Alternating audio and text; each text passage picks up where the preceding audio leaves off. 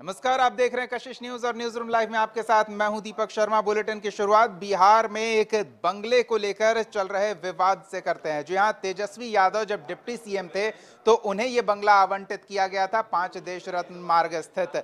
लेकिन उस बंगले से जब तेजस्वी यादव डिप्टी सीएम नहीं रहने के बाद भी निकल नहीं रहे थे, अपना सामान खाली नहीं कर रहे थे, तो सत्ता पक्ष यानी कि एनडीए के नेता उन पर हमलावर थे।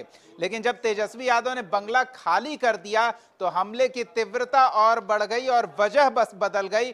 वजह यह बताया जा रहा है कि जिस बंगले में तेजस्वी यादव रह रहे थे बतौर डिप्टी सीएम, उस बंगले को जब उन्होंने खाली किया तो कई खास सामान जो बंगले में लगाया गया था वो लेकर चले गए। यहां तक कि AC, fridge, water purifier, mat तक ले जाने के आरोप लगाए जा रहे हैं। और अब बीजेपी का ये कहना है कि भवन निर्माण विभाग इन्वेंट्री मिलाएगा और तेजस्वी से जवाब तलब भी किया जाएगा। तो आरजेडी सत्ता पक्ष के इन आरोपों को लेकर हमलावर है, कोर्ट जाने की बात कही जा रही है। सुनिए किस तरह के आरोप प्रत्यारोप इस बंगले को लेकर चल रहे हैं।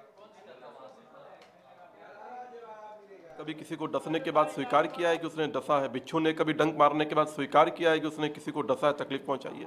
उसी प्रकार से ये लोग हैं जो चोरी करने के बाद शोर मचा रहे हैं। आपको क्या उम्मीद थी कि वो एक्सेप्ट करेंगे कि हाँ मैंने ये चीज़ें चोरी की हैं? कल आप लोग वहाँ पर गए थे और जो वहाँ पर दिखाई दिया है वो बिल्कुल जो है एक अपराध है।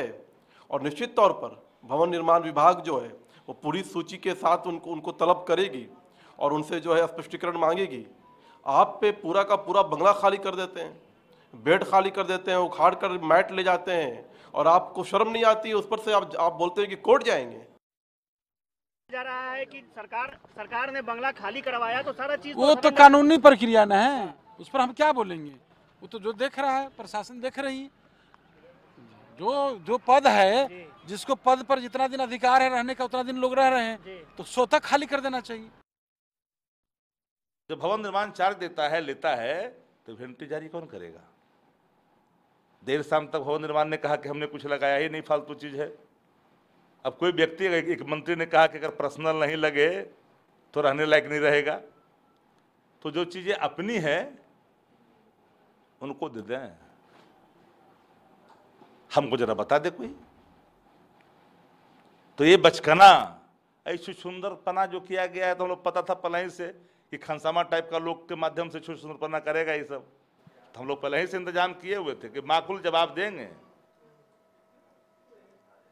तो अब भवन निर्माण विभाग इन्वेंट्री मिलाएगा, यानी कि जो सामानों की लिस्ट थी, जो सामान इंस्टॉल किए जाते हैं। और अमूमन ऐसा होता है कि जब कोई नया सदस्य बंगले में रहने आता है तो वो अपनी सुविधा और आवश्यकताएं अनुसार विभाग को अपनी लिस्ट सौंपता है और उस हिसाब से विभाग सामानों को वहां उपलब्ध कराता है।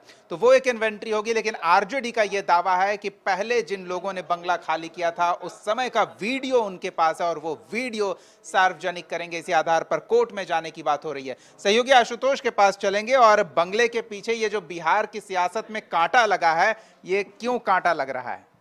नहीं, बिल्कुल बहुत ही दिलचस्प मामला है। और सबसे बड़ी बात मैं बता दूं, मैंने भवन निर्माण विभाग के मंत्री से 2 बार बात करने की कोशिश की। कल भी मैं गया था उनके आवास पर, वो पटना में थे, लेकिन उनसे मुलाकात नहीं हो पाई। और उनके जो सहयोगी थे उन्होंने कहा कि आप अपना नंबर दे दीजिए, हम संपर्क करेंगे। उनका फ़ोन नहीं आया। दूसरे दिन भी मैं गया था, पता चला पटना से बाहर चले गए हैं। तो ये भवन निर्माण विभाग की स्थिति है। सबसे बड़ी बात ये है कि जब आप हैंड ओवर करते हैं बंगला तो नियम क्या है, ये रूल्स जानना ज़रूरी है। आरजेडी का कहना है कि रूल के मुताबिक मैंने हैंड ओवर कर दिया, उसी वक्त भवन निर्माण विभाग को देखना था, जानना था, समझना था और अगर आपत्ति होती तो उसी वक्त आपत्ति दर्ज करना था। जबकि जेडीयू का ये दावा है, जेडीयू के राष्ट्रीय प्रवक्ता राजीव रंजन का ये कहना है कि भवन निर्माण विभाग को भले ही ये एक फॉर्मेलिटी के तौर पर होता है कि आपने टेक ओवर दे दिया, लेकिन सबसे बड़ी बात यह है कि अभी वो सामानों जो सामानों की जो लिस्ट है उसका मिलान किया जा रहा है कि क्या क्या सामान वहाँ दिए गए थे, वो है या नहीं है। यानी वो प्रक्रिया शुरू हो चुकी है। सबसे बड़ी बात यह है कि क्या वाकई तेजस्वी यादव ने वहाँ से कुछ सामान, सरकारी सामान अपने साथ ले गए जो डिप्टी सीएम के तौर पर उन्हें मिले थे। आरजेडी का साफ तौर पर कहना है कि जो सामान वहाँ से गए हैं, बात समझिएगा, सर आरजेडी का ये दावा है कि जो सरकारी सामान थे वो वहीं रखे हुए हैं और जो सामान वहाँ से गायब हुए हैं वो निजी सामान है उनके। जैसे एक जिम की तस्वीर सामने आ रही है, विजुअल आ रहा है कि ये जिम तेजस्वी यादव का उस समय यूज करते थे जब वो डिप्टी सीएम थे, और अब जो है ये सामान गायब है। अब सबसे बड़ी बात यह है कि आरजेडी का दावा है कि ये जो सामान है ये तेजस्वी यादव के निजी सामान है।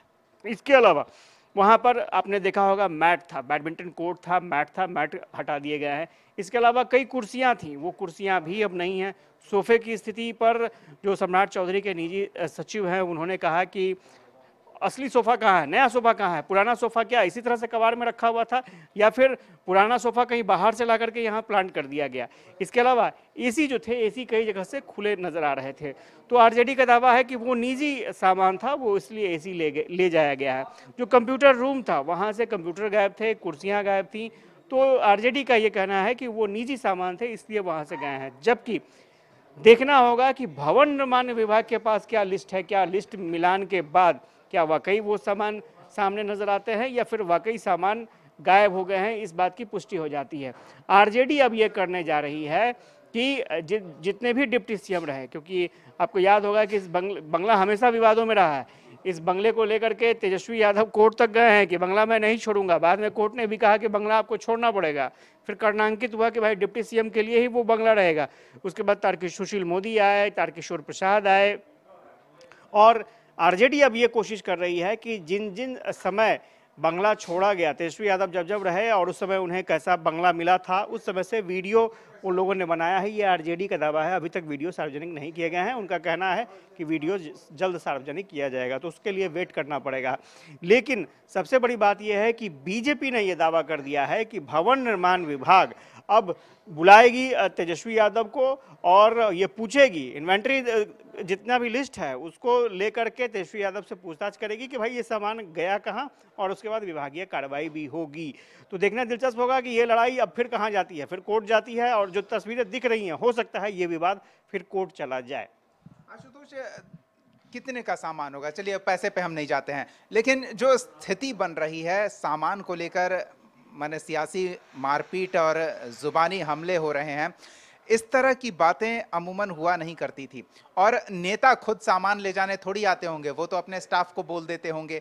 तो ये कहीं कोई मिसअंडरस्टैंडिंग वाली बात तो नहीं है कि बीच वाले किसी व्यक्ति ने, चलिए मुझे ये एसी अच्छा लगा तो मैं अपने घर लेकर चला गया और दफ्तर नहीं पहुंचाया। तो इस तरह की बातें भी हो सकती है। भवन निर्माण विभाग इन्वेंट्री मिलाएगा, ठीक बात है, अधिकारियों की जवाबदेही भी तय होनी चाहिए। नहीं, इसमें कोई दो राय नहीं है। इन्वेंट्री भवन निर्माण विभाग मिलाएगा, इसमें कोई दो राय नहीं है। लेकिन मुझे लगता है कि आरजेडी ने भी पहले से तैयारियां, जो शक्ति यादव कह रहे हैं, उनके मुख्य प्रवक्ता हैं कि हम लोगों को पता था इसलिए हम लोग इसके लिए तैयार थे, वीडियो बनाया है। तो स्वाभाविक तौर पर लिस्ट भी उन्होंने तैयार किया होगा कि क्या सामान हम ले जा रहे हैं और क्या सामान हम छोड़ कर जा रहे हैं।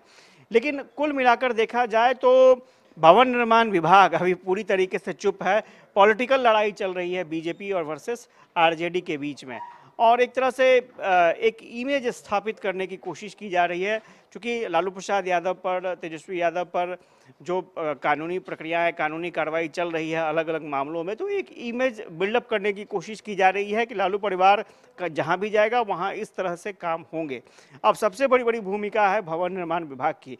हालांकि जो जेडीयू के कोटे में है भवन निर्माण विभाग, और भवन निर्माण विभाग के अधिकारी चुप हैं, मंत्री चुप हैं, तो स्वाभाविक तौर पर कई तरह के सवाल जरूर उठ रहे हैं, और सवाल हैं अभी भी।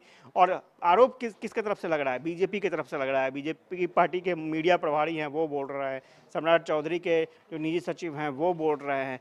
तो ठीक है, बीजेपी एक प्लांट करने की कोशिश कर रही है कि तेजस्वी यादव या फिर लालू परिवार कभी नहीं सुधर सकता है, वो उसी फॉर्मेट में काम करेगा जहां है वहां की संपत्ति को अपना समझेंगे, चाहे वो सरकारी संपत्ति क्यों ना हो। लेकिन सबसे बड़ी बात यह है कि बीजेपी को यह साबित करना होगा, क्योंकि बीजेपी ने यह मुद्दा उठाया है, बीजेपी को यह साबित करना होगा कि नहीं, वहां जो सामान थे वो सरकारी सामान थे और सरकारी सामान को तेजस्वी यादव अपने साथ ले गए हैं। इसमें भूमिका जेडीयू की है, भवन निर्माण विभाग की है। भवन निर्माण विभाग क्या कहता है, क्या करता है, आपको याद होगा कि कई बातें सामने आई थी जब बीजेपी सरकार में आई थी, और ये कहा गया था कि तेजस्वी यादव जिस के पास जो विभाग था, कई गड़बड़ियां हुई हैं। पथ निर्माण में क्या गड़बड़ी हुई अभी तक सामने नहीं आया है। हाँ, टेंडर कुछ कैंसिल जरूर हुए हैं, टेंडर नल जल योजना से जुड़े हुए टेंडर कैंसिल हुए हैं, पथ निर्माण विभाग में भी कुछ टेंडर कैंसिल होने की बात आ रही थी। तो तेजस्वी यादव के विभाग में क्या क्या गड़बड़ियां हुई हैं वो अब तक पुख्ता प्रमाण के साथ अब तक कोई खुलासा नहीं हो पाया है, वो बयानों में ही है। तो क्या इस बार जो आरोप लगाए गए हैं बीजेपी की तरफ से क्या पुख्ता है, क्या वाकई सामान गायब हुए हैं? और सामान गायब हुए हैं तो भवन निर्माण विभाग को इस बात की पुष्टि करनी चाहिए, तब जाकर के लोग हकीकत मानेंगे, वरना ये पॉलिटिकल लड़ाई बन जाएगी। और स्वाभाविक तौर पर जो मैंने कहा कि एक इमेज बनाने की कोशिश की जा रही है, बस वहीं तक मामला जो है वो रह जाएगा। बहुत बहुत धन्यवाद आशुतोष। अगर वाकई ऐसा है कि एक छवि पर ठप्पा लगाने का प्रयास है तो उसके लिए आरोपों की सत्यता की जरूरत नहीं होती है, बस आरोप लगाने की बात होती है और उन आरोपों को बार बार लगाते रहने की बात होती है। तो ये कोशिश एक हो रही है, जो संभावना हमारे सहयोगी आशुतोष ने व्यक्त की है। इसके अलावा भवन निर्माण विभाग जल्द से जल्द इस विवाद को खत्म करे और इसके लिए आवश्यक होगा कि जो प्रक्रिया होती है उस प्रक्रिया का पालन किया जाए और उस प्रक्रिया के तहत पूरी कार्रवाई करने के बाद जानकारी भी अब सार्वजनिक करनी होगी, क्योंकि मामला सार्वजनिक हो चुका है और विवाद बढ़ता जा रहा है।